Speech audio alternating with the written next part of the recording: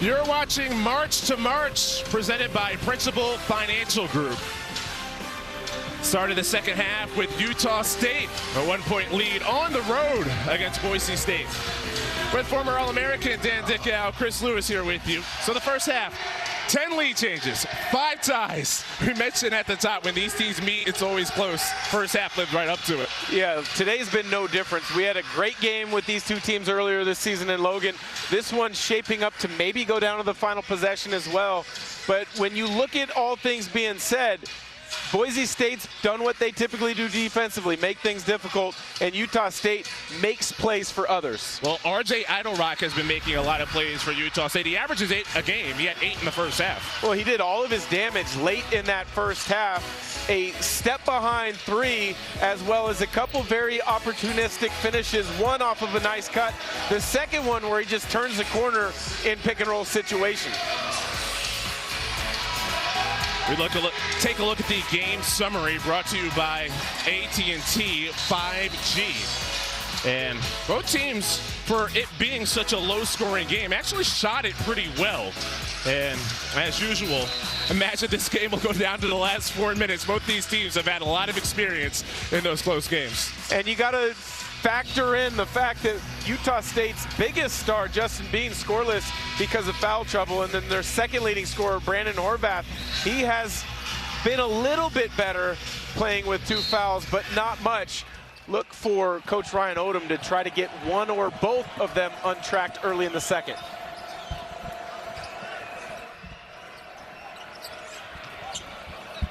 To begin the second, Horvath, just like he ended the first half, getting loose near the rim, and Utah State is a 3-point lead. Well, again, another play making a nice opportunity arise for your teammate. Horvath, the recipient of the great pass. Boise State looking to avoid their second loss in their last 3 games. They're 17-2 overall since the start of December. Foul on Utah State. Sean Bairstow second. Utah State, there's Ryan Odom there. He's had a roller coaster Mountain West of starting 1-5 in the league with a bunch of close losses, then going 5-0, winning those by double digits. But after a tough overtime loss to Wyoming, they've lost back-to-back games since then, so it's a 3-game losing streak heading into tonight. Shaver with the clock winding down, knocks it down. Well, he hit a big 3 at the end of the first half as the buzzer expired. That time opportunistic with the shot clock winding down. So something about a buzzer, I guess, gets that guy going. Defending Ashworth. Bean had 2 early fouls. Got quiet in the first half. Ashworth pulls, make that Bairstow who can't knock it down.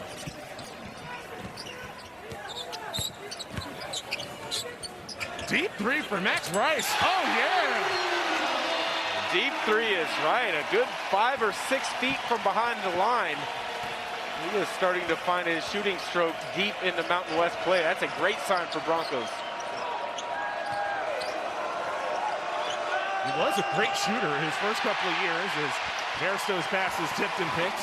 He's had a chilly start to the season, getting back into form. Crunch time of the season. To be fair, battled injuries at the end of last season and surgery in the offseason. It's taken him a while to get back. Shaver, the playmaker. Armush connects with 2. And Armush, again, just lurking around the paint, whether it's on the offensive glass or getting in the vision of teammates. Boise State, the score of the game's last 8 that have opened up the lead over Utah State.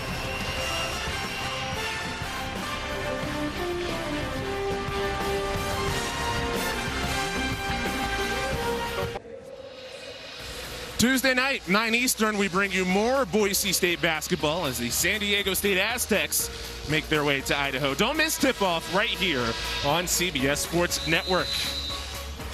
Well, San Diego State's one of the top 4 in the lead that Jerry Palm right now has in his projected NCAA tournament field, but Dan, out of those 4 teams, does one emerge as the favorite at the Mountain West tournament in Vegas? I wish I could answer that for you, but I honestly see 4 toss-ups right here. I think they're 4 really good teams in different ways. Boise State, San Diego State, based on the defensive end, and then Colorado State and Wyoming both have great scoring duos.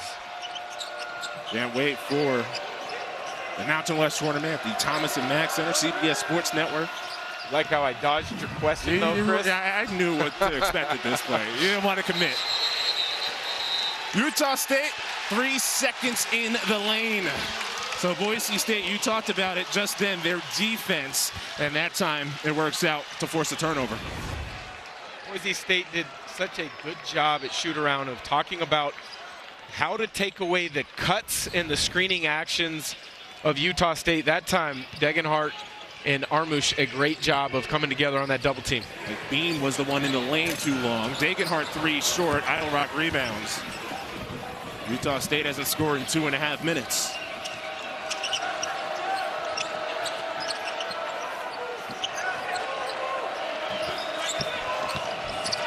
Ashworth tries to sneak it through. Idle Rock does recover. Every pass needs to be contested. Amoda uses the pass fake to create space. Tremendous patience. Degenhart came over in weak side to shut down the direct line drive. He went back. Zamoda, the patience to then continue on with his footwork. A bump and a foul.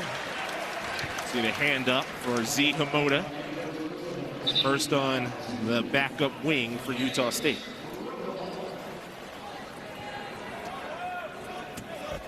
Hamoda went to 1 year in prep school in Maine. That's where he got on Ryan Odom's radar, but he's believed to be the first NCAA D1 player born in Bahrain.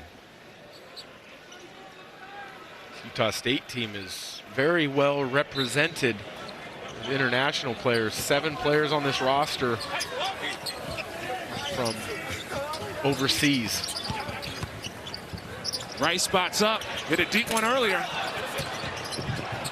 Diving, Hamoda tied up with a couple of players on Boise State's side, and the arrow keeps it on this side with Boise State.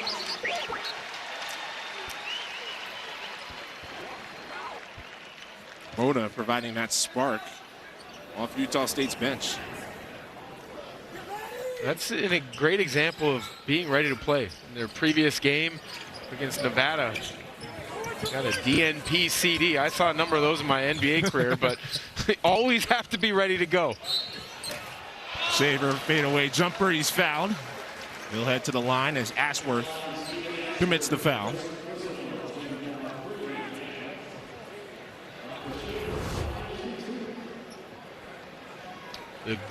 Anytime a guard gets a post-up opportunity, it's like a dream. They take their time. They want to make the most of it. Shaver draws the foul, gets himself to the free throw line for 2. He's in double figures scoring. He only had 3 points, but the biggest 3 when these teams met in January. The game winner with 1.4 to go for Boise State's 11th straight win. Carried that winning streak to 14 games. Part of their fantastic run so far in the league. Every team needs a closer when it comes to March, whether it's conference tournament or NCAA tournament. I think Boise State has that guy in Shaver who's willing, 1, but then 2, he's able to make big shots.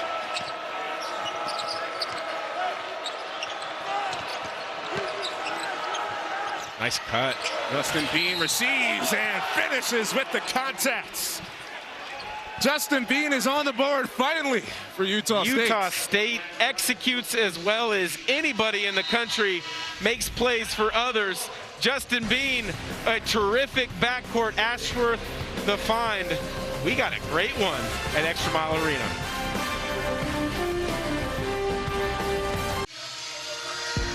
The Legacy Project with Boise State was organized by Mike Campbell, Trent Johnson, Carl Powell, and Booker Brown with the support of Boise State Athletics. The initial group is a proud fraternity of black Boise State athletes competed in the late 60s to 1980. Legacy founders stated that they believe that well-deserved recognition of black former student athletes shines a bright light on Boise State and the state of Idaho as a whole, which throughout the rest of the Mountain West, plenty of great stories to be told, not just Black History Month, but really any month. Utah State at the free throw line with Justin Bean. He made the bucket before the break. First couple of points in the game for Justin Bean, who averages 18 and close to 10 boards. But he's been kept in check. Early foul trouble, a part of it. And so is Boise State's defense.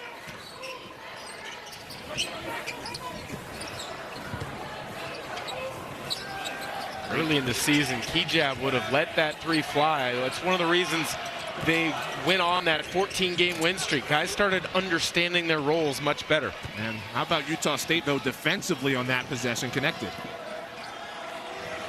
Much better early in rotations as Hamada knocks down the three. Justin Bean struggling. That's important to find another scoring option off the bench.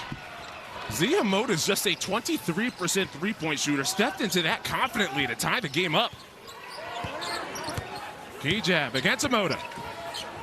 24 on 24. That's Kijab's game right there. Mentioned passing up the three on the previous possession, which was the right decision.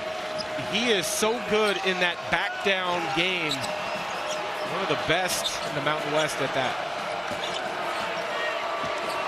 Jones, the Utah transfer, one of the best playmakers in the league, top 5 in assists in the Mountain West. Moda.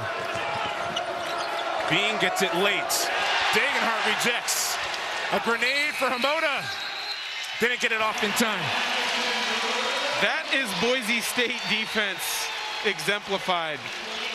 Great in the help, take away their first actions, and then don't give up on the play. Degenhart coming up with a block shot as the shot clock is about to expire. Big reason why Bean only 1 field goal for his 2 points.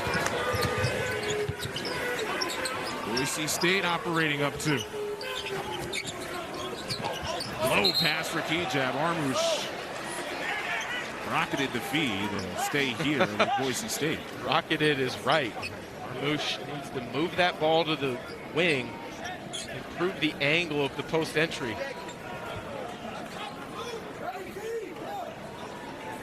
Boise State on their way to perhaps their 8th all-time NCAA tournament appearance. We'll take care down the stretch. Kijab climbs the ladder. Crashes on the way down. Wouldn't take no for an answer. A couple of free throws. That right there is how you attack the rim. Horvath, Rylan Jones, both a little late to react. Kijab was already elevating on his way to the rim. That would have been a poster. That was a heck of a rim attack. All conference a season ago, Abu Kijab. Over the last 2 games, scoring a bit down, only 8.5, but this season leading Boise State at 14 points. Also chips in with 6 boards a game.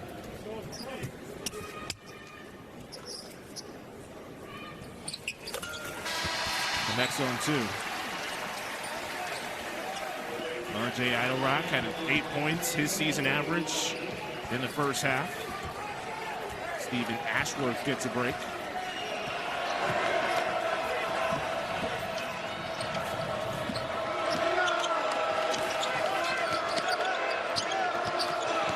Lots of motion for Utah State. Jones sets up Horvath. Degenhart defends. Idlerock. His turn to rock. Crossover. Lefty drive. Degenhart takes another charge. Idlerock, the offensive foul. His second.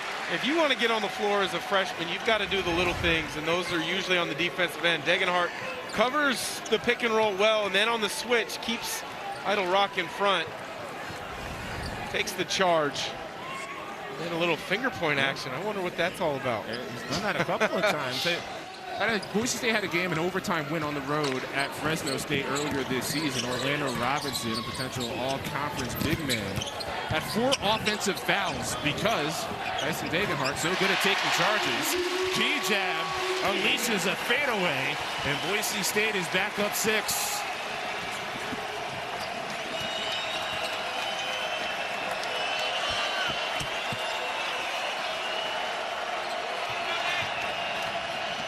Idle Rock muscles his way inside. Count the buckets. What a game for Idle Rock.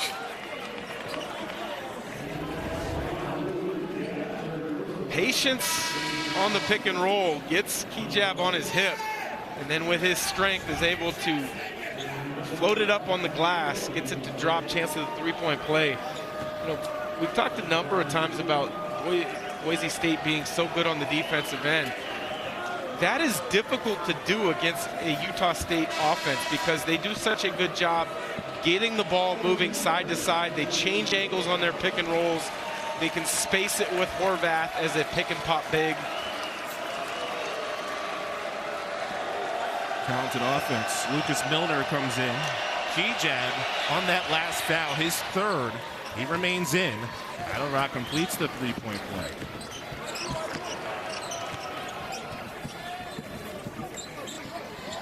Aycott, a big lead guard. He's 6'8", transfer from Arizona. Height to open up a lot of options. That time he's cut off. Hamoda can match him on that height. Aycott. Jones tried to shoot the gap. 5 to shoot. Degenhart floater. Milner there. Fouled. Looks like Hamoda was in the area for Utah State. It is his 2nd. Milner getting the call here in the second half with Armouche on the bench with a couple of personal fouls, but he's a big that's had a couple good games this season when he's been called upon. 13 points for Milner and Boise State's win against Air Force last time out. Didn't miss a shot. 13 points in that game, a career high. He had 11 all year prior to that. Well, Boise State at the line. Struggles continue. Touched on it a couple times. 7th worst free throw shooting team in the country, although they have gotten better over the last 8 games or so. Good matchup here. Jones defended by Shaver. Sets up Hamoda. Uses the pump fake. Great pass to a cutting Bean. That's how Justin Bean averages close to 19 a game. And Utah State forces a turnover. Bean stuffs it. Utah State in front. Justin Bean, the previous possession, a perfect opportunity cut on the baseline drive, but Aycott's got to take better care of the basketball. After being scoreless in the first half, Bean with 6, Degenhart to end the run. And here comes Utah State. They've scored the game's last 7.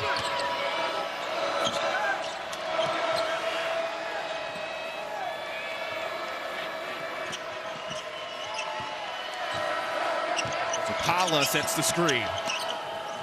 Opposite feed. Hamoda lines it up. Miller pulls in the rebound.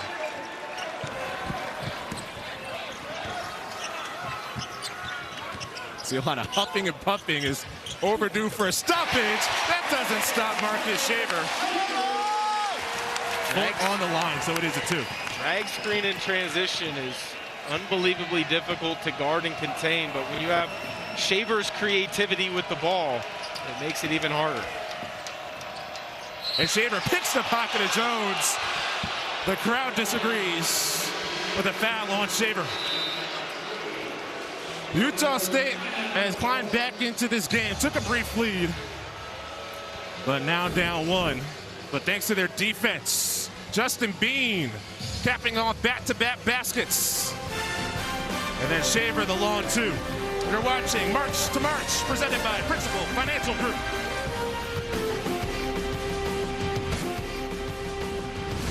College basketball on CBS Sports Network is sponsored by State Farm. Like a good neighbor, State Farm is there.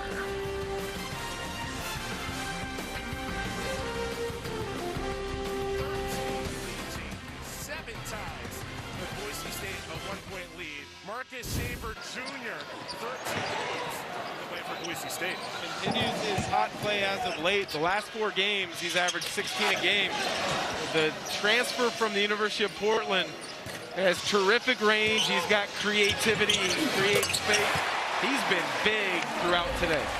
You know, Dan, if this game is close, he's going to find a way to get the shot off. 3 big shots this season to either win or tie the game in the closing seconds, including against Utah State January 20th.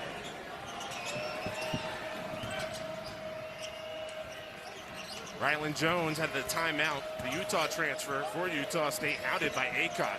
Part of the reason Boise State profiles as one of the better defensive teams. A lot of big players who can defend guards. Acott reaches in, forces a steal. Key-jab, Acott running the break. Key-jab, stops for 3, and hits.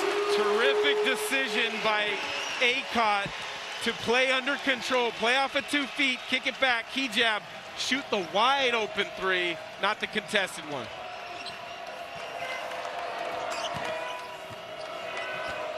Does Utah State have a counter? Shulga, the backup wing, draws a David Hart foul.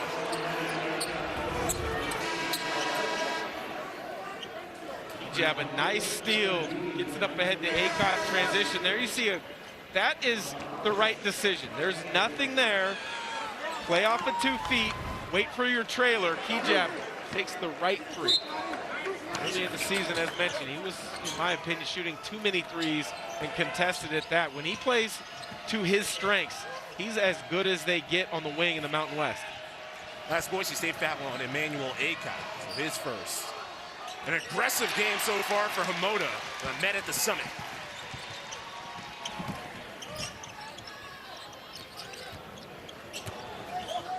Shaver wiggles. Key-jab directs. Jones defends. And a couple of hands on the back to a ball handler who had his back to the basket. Not allowed to do that, so that's a defensive foul. Comes down to awareness. Key-jab understands he's got the size advantage on Rylan Jones, so he's going to try to back him down. With Utah State not coming early for the double team, Rylan Jones put in a position where he gets called for the foul. 1-and-1 for Key-jab.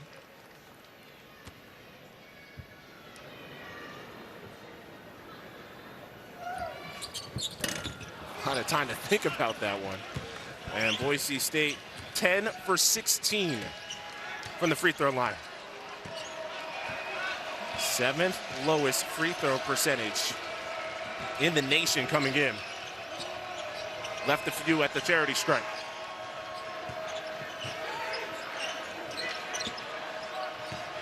Moda against Key-jab. Somehow finds Jones. Idle Rock has to hurry. Elbow J. Line drive.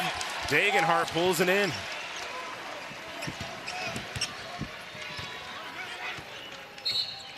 And another foul on the perimeter for Utah State, and it's team foul number 8, so another 1-and-1. Hamoda's 3rd personal.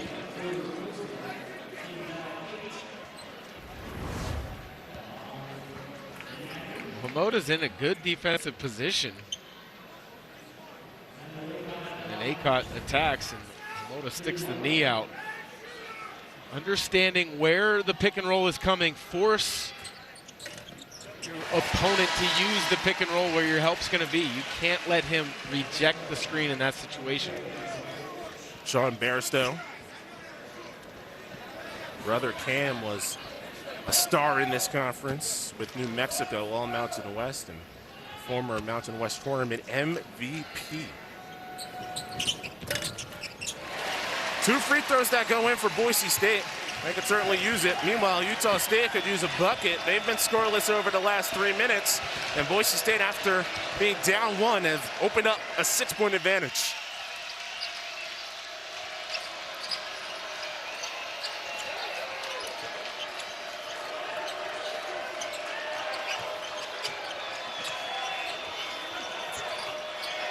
Once again, that shot clock gets under 5 seconds before Utah State breaks the perimeter.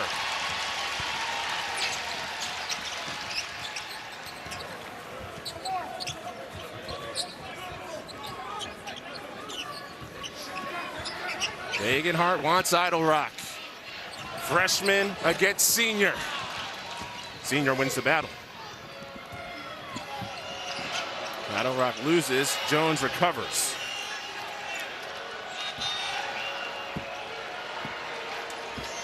Where does Utah State get their offense here against this tough Boise State defense? You got to find ways to manufacture easy opportunities. Pick and roll many times is the way to go. There it is. Pick and pop action with Brandon Horvath. Play to your strengths. Get a little bit downhill, put the defense in rotation, and Horvath steps from behind the line, knocks a three down. He's 6'10", can shoot it. His high school senior year, he was only 5'9". Armus is thrown away by Bean. Utah State can tie it with a three. Horvath hits it deep. Armus strong to recover. Every possession is scrappy. Jones is fouled. Aycott shrugged his shoulders as Boise State commits the personal. Horvath was only 5'9" in high school. Always has to have a growth spurt. Aggies within 3. Coming up next on CBS Sports Network, the Bryce Hamilton Show. Mountain West leading scorer. Last time he took on Colorado State, 42 points on the road for UNLV to pull the upset. That was the most, tied for the most in a Mountain West game this year. Game 2 of our Mountain West tripleheader. Colorado State faces UNLV, followed by the Aztecs looking for a win on the road against Fresno State at 10 Eastern. Watch all the action right here on CBS Sports Network. That's what he did to Colorado State. Just went into Moby Arena and lit it up. He's a big, strong lefty who can shoot it. He can put it on the deck. He can finish with contact in traffic. Really good player. If UCLA would have been fighting for a league title, maybe he would be in contention for Mountain West Player of the Year. But overall, Kevin Kruger, I think, has the running Rebels on a nice path. Mountain West loaded with experienced talents. Emmanuel Aycott committed a foul before the break, and out of the stoppage, his third foul. He missed the last 4 games with a knee injury. Came in off the bench in this one. Max Rice got the start, and Aycott checks out with 6:49 left, and Rice comes in.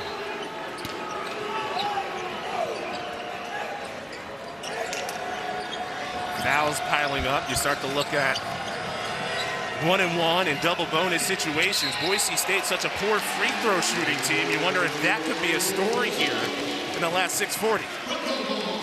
Yeah, that really hasn't bit them at any point up till now, but you kind of have the sense or thought that it might.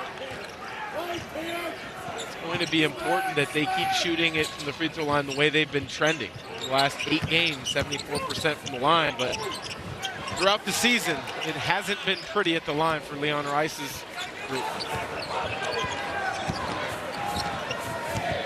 Shaver, step back long 2. He did it again. That's the creativity that Shaver has. You get a switch, he gets the big just off balance, creates that space, the confidence to knock it down. Only had 3 points in these teams' first meeting, 15 tonight. Idle Rock gets the friendly roll on the road. Boise State switched on that pick and roll just as Utah State did, and Shaver had a knockdown from the top. Idle Rock recognizes it, attacks Degenhart. And Idle Rock wrestles with Kejab and gets called for the foul. And that is the 9th against Utah State. Idle Rock's 3rd, 1-and-1 for Kejab, 67%. For the player born in Sudan, moved to Canada at age 9. Now a member of Boise State.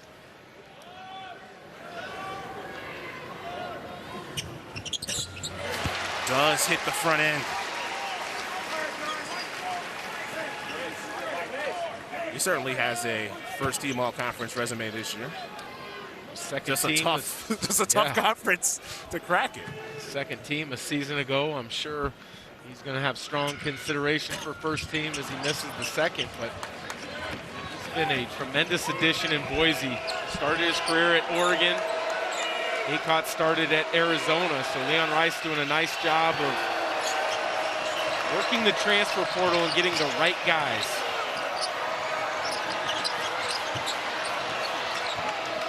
Dagenhart switched against Idle Rock. Dagenhart guilty. Thought he had position, but Idle Rock draws the contact in the act.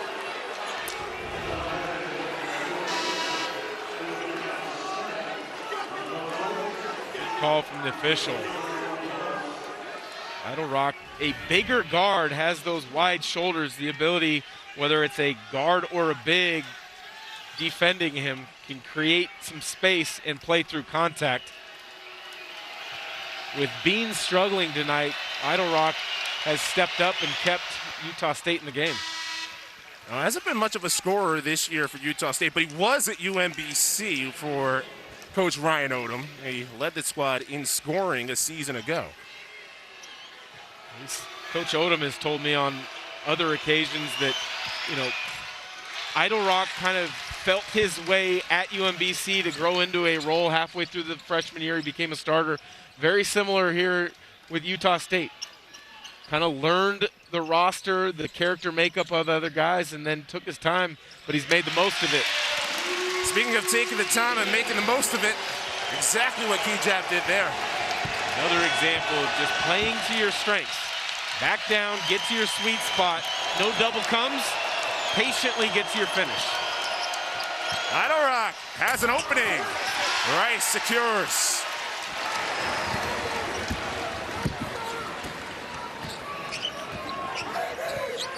Feels like a big possession. Chance to go up 3 possessions with under 5 minutes left. Kijab matched up against Idle Rock. No double coming again on Kijab. Rice unleashes. What a pass from Ashworth. Through traffic on a bounce. Horvath the other side of the lane. Armoose alters. Jones wants 3. Horvath rebound. Poked away Kijab. Off the foot of Horvath. Boise State ball. It looked to me as if it may have been off of Armoose. I'm sure we'll get another look at it. Keep an eye on Armoose's leg. Yes. Wow. Yeah. Horvath has every right to be upset about that one. Oh yeah, that's pretty clear. And under 2 minutes is when the review trigger hits. We're outside of 4 minutes. In a low-scoring game like this, every possession is crucial. Dagenhart knocked away by Bean. Ryland Jones to the deck. A scrappy transfer from Utah makes another excellent hustle play. Ryland Jones, such a unique player. 2-time Mr. Basketball in the state of Utah. Only 3 players have accomplished that. Changing coaches at Utah, he decided to make a change himself. He's done a nice job in year 1 for him at Utah State. Horvath, shorts. Moda climbing up to grab it. Another chance for Utah State. 2-time Utah Mr. Basketball finds Justin Bean. He can't get it. Horvath another O-board. Ryland Jones, bang! You cannot give extra possessions to a good offensive team like Utah State. 2 offensive rebounds on that possession leads to a 3. Timeout called by Boise State. It's getting intense at Extra Mile Arena. Extra possession rebound leads to an open 3 from Ryland Jones. This one has the look of going down to the wire once again.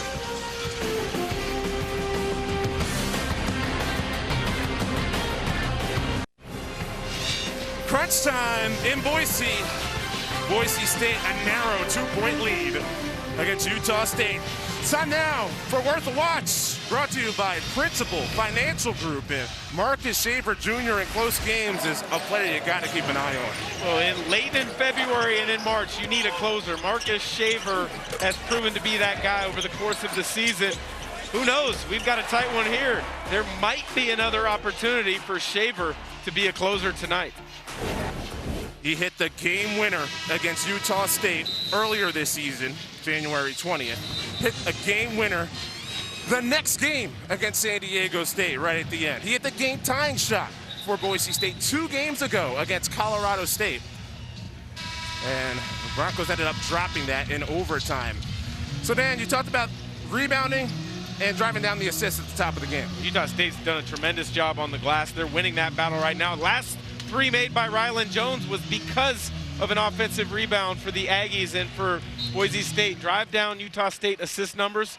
Well, right now, Utah State on track to keep up with their season average. Boise State has been excellent in close games. 6 of their 11 Mountain West wins by 2 possessions or fewer. Too aggressive Hamoda, who is stunned. That is his 4th foul all this half.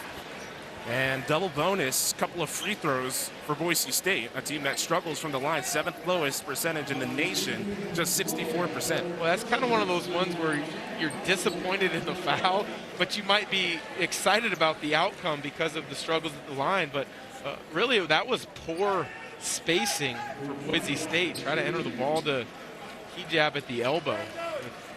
Multiple defenders around.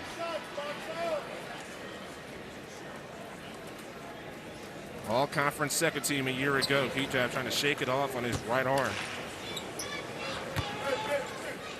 Double bonus.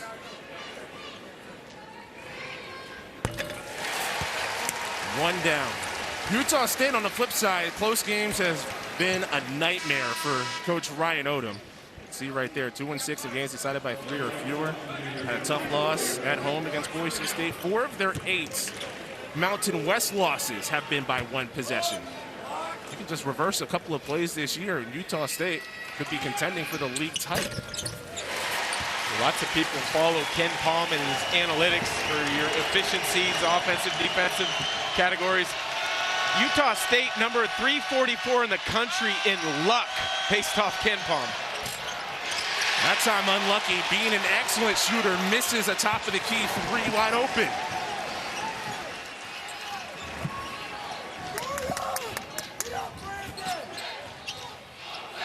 Expect Boise State to play deep into the shot clock and ball in Hijab's hands. Ball in the hands of who they call Big Shot Shave for another dagger. Well, you started on one side with Hijab, got to the weak side, and Shaver, another big shot tonight.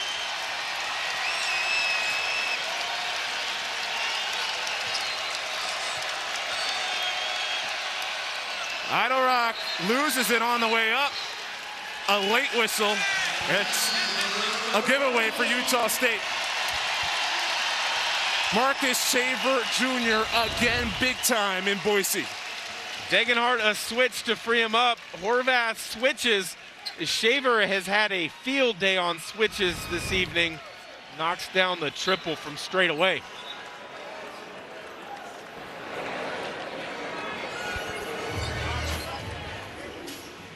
The officiating crew looking at the monitor here. That last play was a turnover for RJ Idle Rock. One more look at it.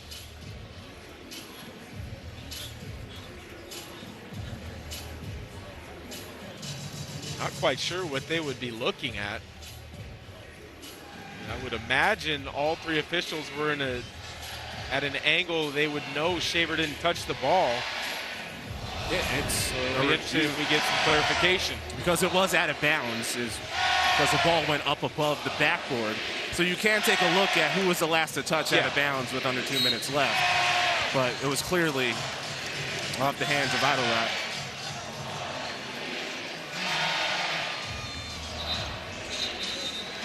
All right, so for Utah State here, they're down 7, a minute 44 left.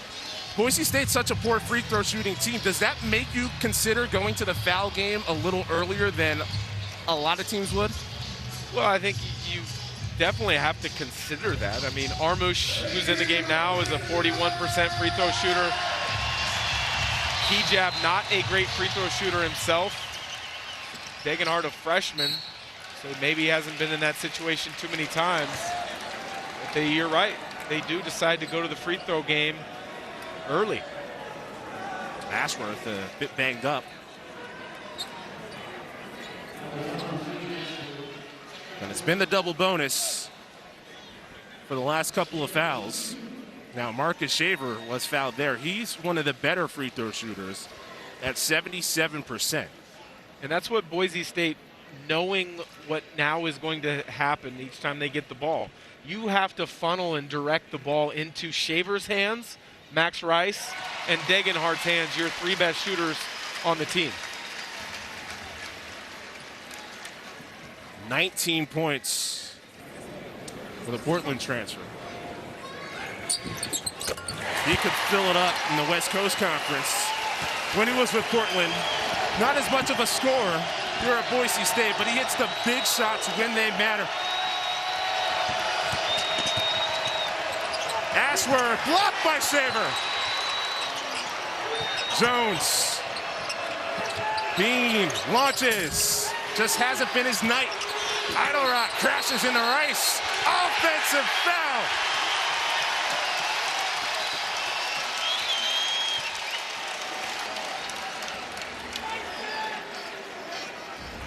Utah State has put up a valiant effort on the glass. Idlerock comes up with it.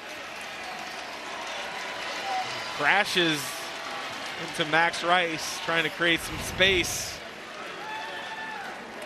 Easy call from the outside official, Nate Harris. 4th foul on Idlerock. Taking a look again. Making sure that elbow didn't get loose up towards the head, I imagine. That's the only thing that I could think about that they would be looking at in this scenario, is if it were maybe a flagrant 1. I don't think there's any reason to give that a flagrant 1 call. Typically in a situation like this where it is unclear, and an official will come give us what they decided upon, but a flagrant 1 is unavoidable, unnecessary contact, 2 shots in the ball. A flagrant 2 would be excessive or severe, and that would result in an ejection. I personally don't think that would fall into either of those 2 categories. In real time, it just looked like a charge.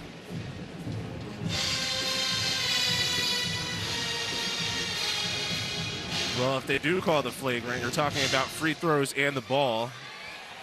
And that could pretty much, if Boise State would connect on the free throws, knock this one out of the realm of possibility for a comeback.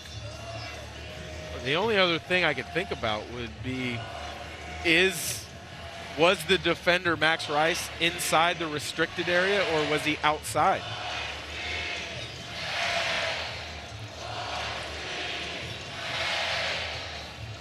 A 2-pronged approach on the review here.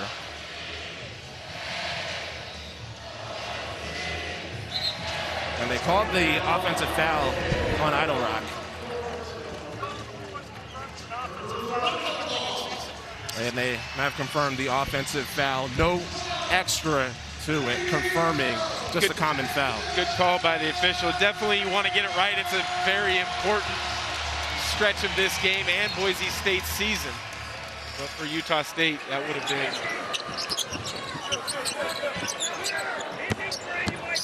win here for Boise State would put them a half game up on Wyoming atop the Mountain West standings. Utah State loss would be their 4th in a row, further away from any bubble consideration.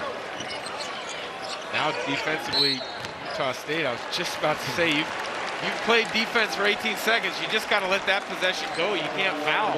If you're going to foul, you got to do it early in the clock there as opposed to with 12 on the shot clock. Especially with the fact that you foul one of their best free throw shooters in Degenard, who's just under 80% on the season, while Boise State is one of the worst in the country. You've got to understand that. Funnel the ball to the poor free throw shooters and then be ready to foul at that moment in time.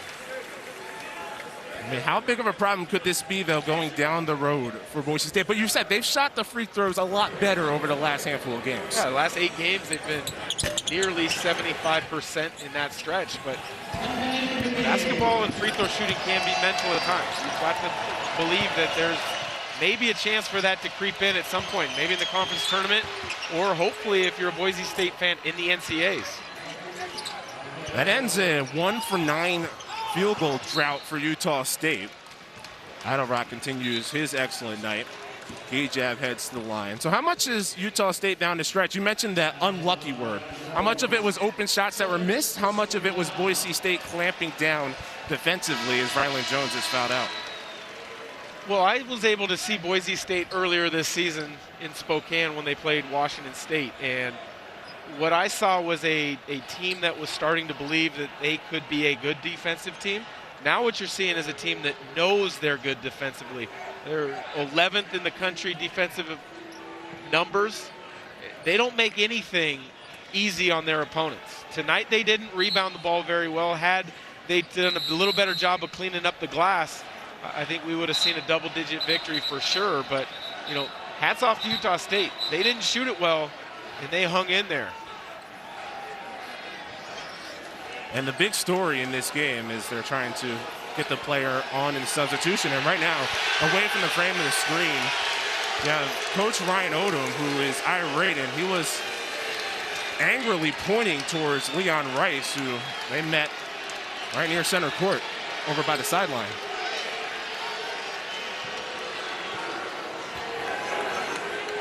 It's a little bit of a delay. When you have the 5th foul, you can have a pause to choose who you want to bring into the game with the player fouling out. And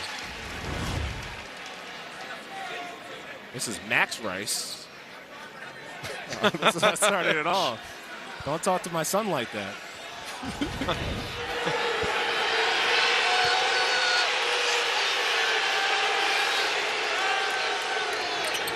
Gajab. This is the second. You heard the boos of the crowd as, again, it was more Ryan Odom just angrily directing his attention to the officiating crew. Utah State unraveling. Shaver pulls it in, and that could just about wrap it up. Boise State tested once again, but as they've done nearly all season, they pass it. Shot will need to be taken with the differential and shot and game clock, but this Mountain West Conference is something to behold this year. The conference tournament in Vegas is going to be off the charts. Degenhart puts on the finishing touches. And with 3.8 left, of course, a stoppage. Well, officials need their time on TV, too. That was clearly off before the shot clock buzzer. Just more time for the Extra Mile Arena crowd in Boise to soak it in. That's one thing with Boise State athletics. The football team proved if you win, they will come out and support. This has been a great atmosphere tonight.